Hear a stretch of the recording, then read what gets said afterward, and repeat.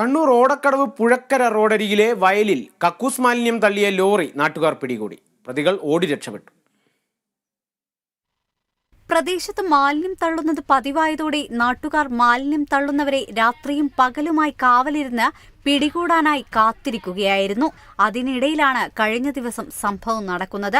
പുലർച്ചെ 3 മണിയോടെയാണ് എസ്കോർട്ട് വാഹനത്തോടൊപ്പം മാലിന്യവും കൊണ്ട് ലോറി എത്തിയത്. നാട്ടുകാർ സ്ഥലത്തെത്തിയതോടെ എസ്കോർട്ട് വാഹനത്തിലുള്ളവരും ലോറിയിലുണ്ടായിരുന്നവരും മാലിന്യം തള്ളി ഓടി രക്ഷപ്പെടുകയായിരുന്നുവെന്ന് നാട്ടുകാർ പറയുന്നു.